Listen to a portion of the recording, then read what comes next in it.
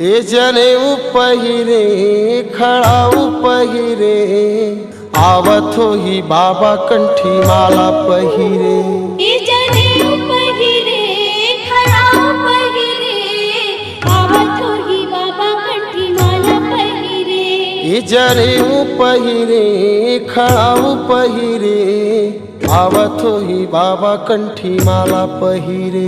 ए जनेऊ पहिरे खड़ाऊ पहिरे आवत हो ही बाबा कंठी माला पहिरे। ए आवत हो